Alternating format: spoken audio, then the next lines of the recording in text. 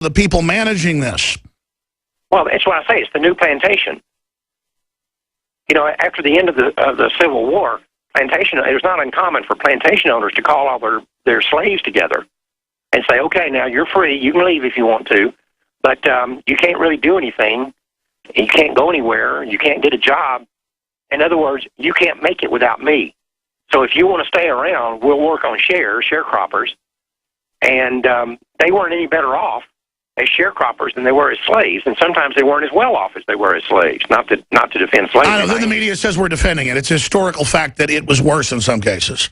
Some cases it was worse for sharecroppers. And what was done to African American people is a black eye in American history. It's something we should all be ashamed of and should all try to rectify. But to suggest that people like Al Sharpton and Jesse Jackson and all these other race pimps have that as their goal is preposterous. They have a goal of making sure that blacks are told that they can't make it without the Jesse Jacksons and Al Sharptons of the world. And that's why I call it the new plantation. Al Sharpton and Jesse Jackson are no different than the plantation owners who told blacks they couldn't make it without them. Absolutely. I want to put on screen for TV viewers, I'll read it out for radio listeners, when this event is. It's this Thursday, 11 a.m. to 2 p.m. That's when the show is live. I'm going to be here in studio directing the live feeds down there so all of you around the country and the world can see it. But if you are just pro-life and don't want to see half the black people in the country not born, then come out there and stand up for reality and point out that they're covering up the real genocide. 201 East Ben White, 78704. And again, 290 is called Ben White. That turns into 71 out in East Austin. But you can't miss it. It's just in South Austin, right off I-35. We're just going to be out on the sidewalk with our signs. Call the media. If they ignore most pro-life stuff, this is the type of thing they may bite on. And then we can take all the Soros, White House, Justice Department, divide and conquer, and bring people together to really save black lives. But shifting gears, Mark Crutcher of ProLifeAmerica.com is with us. He syndicates his radio show, his TV show. Tell your stations locally to pick it up. It reaches millions of people. I want to talk about some positive things and come back in the next segment and let you cover whatever you want as a wild card instead of me asking the questions. But can you talk about some of the numbers? Correct me if I'm wrong. We're starting to turn the tide mentally, spiritually with America, especially with young people, against the modern human sacrifice that is abortion, aren't we? Absolutely. And let me tell you something. It's not just you and me that are recognizing this. I can show you quotes from a lot of people in the abortion lobby who are out here saying that they're in a crisis situation right now. They're in a meltdown situation. The public opinion polls are showing the public is starting to have serious second thoughts about legalized abortion. More people now label themselves pro-life than pro-choice. And I remember going through years when sometimes these polls would show 3 and 4, 5 and 5 times as many people claiming to be pro-choice than pro-life. So we went through the bad times. We're now winning this deal. When I started Life Dynamics in 1992, Alex, I think I've talked about this on your show before. There were 2,126 freestanding abortion clinics on the day that I started Life Dynamics in 92. Today, there's about 570. We have closed down 2/3 of the abortion clinics in this country permanently during that length of time. Now, that you'll have a lot of people say, well, that doesn't mean much because what happens is when the abortion clinic closes, women just go to the next clinic. And that is absolutely, completely been proven untrue. The United States government has even done studies on that, showing that that's not true. Sure, if it's 200 miles away, it massively cuts the fact that they're going to do it. And they make it a sacrament, a woman's right. Women that have had them, are guilty, so they defend it. The point is, abortion is being directed for population control and eugenics, and Adolf Hitler was for it. People need to understand that. We're going to come back in the final segment with the head of Life Dynamics. Communist China freely allows the sale of bioethics journals and pediatric journals saying, yeah, kill even healthy kids up to age 5. This is sick. Pro-Life America Mark Crutcher is our guest, the head of Life Dynamics. Undoubtedly, this guy and his family and the folks that have supported him have saved millions of lives. And it's true that as people get older, they become more pro-life because they realize it's a life they're dealing with. It's come out that states are trying to ban the 3D ultrasounds at the malls, not because they're dangerous, but because they know if you see a 3D, you're not going to kill your kid. That's why when you go in to have a child, the mainline medical facilities won't show you real 3D, most of them. Because if there's something, quote, wrong, they want to tell you to abort the baby. This is all about a medical tyranny trying to manage us. They want to force us to take dangerous inoculations, claim we're anti-science if we're concerned about some of them, but then, oh, kill the baby before it's born, though. Now, Mark Crutcher, I want to give you the floor for the last 5 minutes for any other areas that you want to update people on or let people know about. Well, again, I just want people to be, you look at all this stuff, and it is all depressing, and sometimes it looks overwhelming. But the fact is, we're winning this battle. As somebody who works in this 24/7, I can tell you the evidence of this is overwhelming. And even if you're pro-life and you don't believe that, I guarantee you, your enemies believe it. They know that we're winning, and the technology is favoring us. The American people are starting to have real second thoughts about this.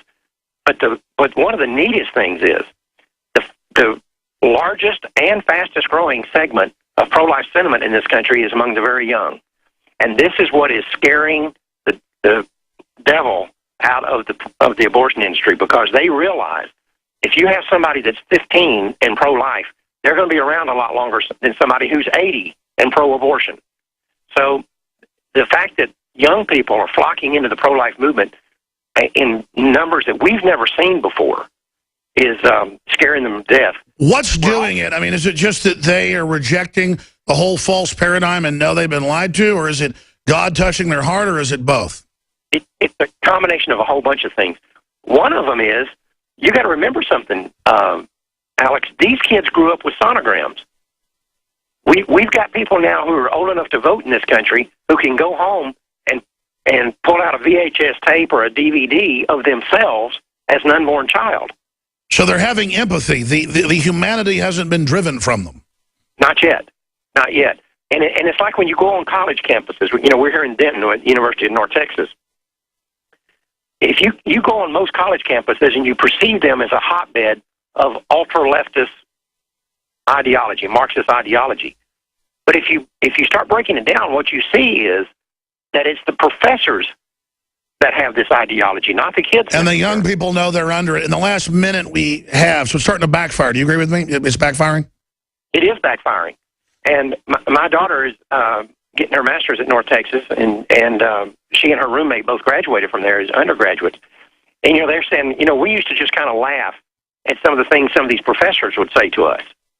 That, we're saying, oh, yeah, this is just another godless leftist.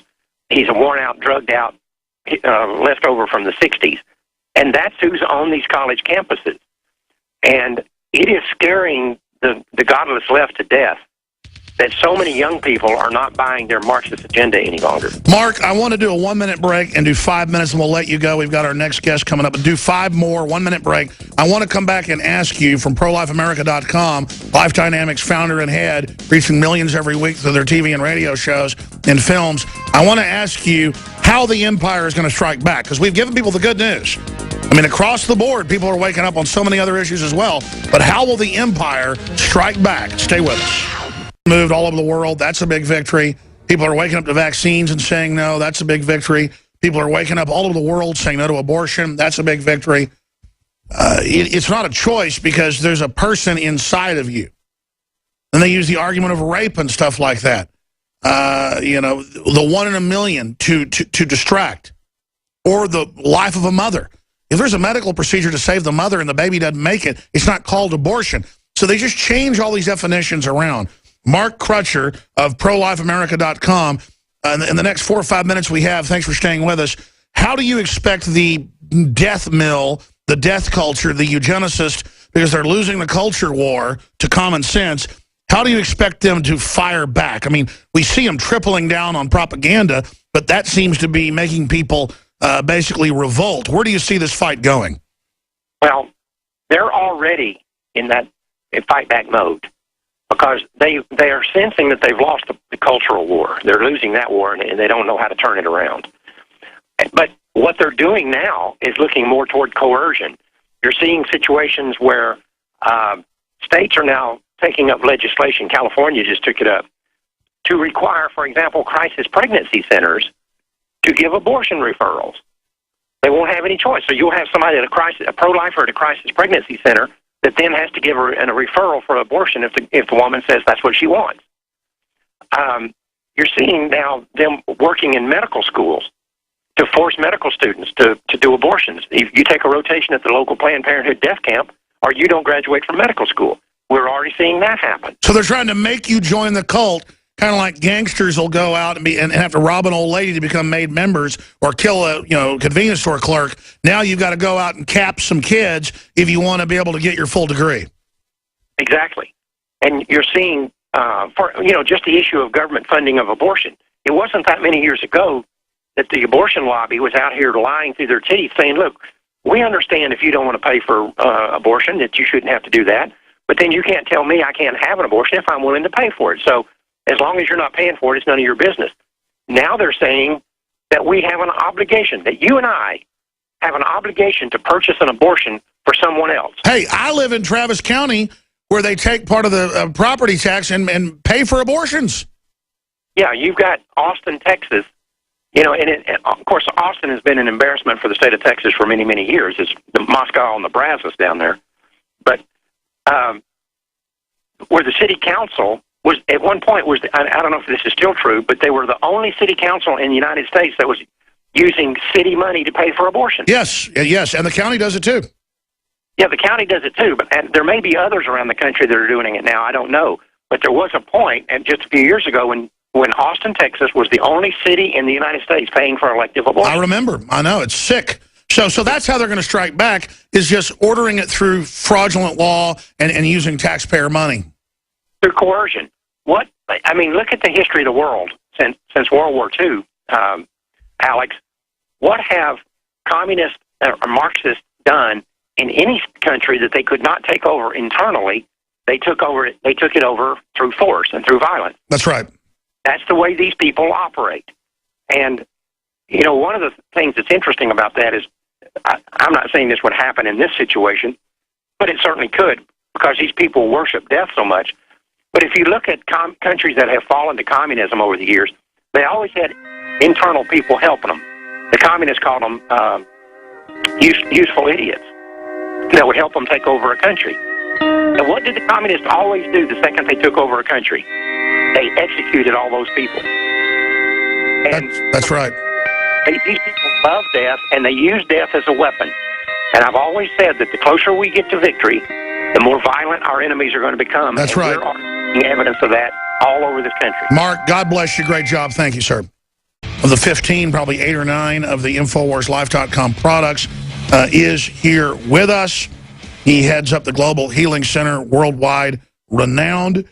And he wanted to come in. I was inviting him in a few weeks ago. He said, yeah, but I want to do Ask Dr. Group and talk about some of the victories we've been having. So we're going to open the phones up to talk to Dr. Group. Your question, your specific question or comment for Dr. Group on pretty much any issue out there. He's a really smart guy, but mainly on nutraceuticals, on alternative health, on the battle for that and more here on this live Tuesday edition. The toll-free number to join us is 800-259-9231.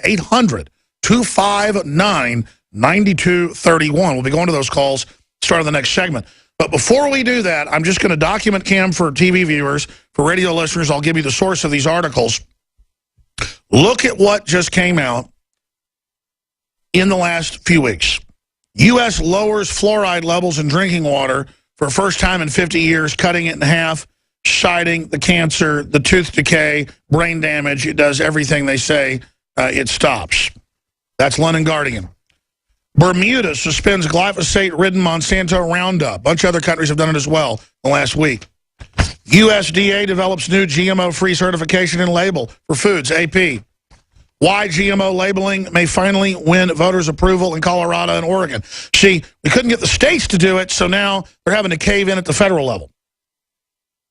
Continuing, Roundup weed killer has probable carcinogen. UN says they now have human studies. Folks, they test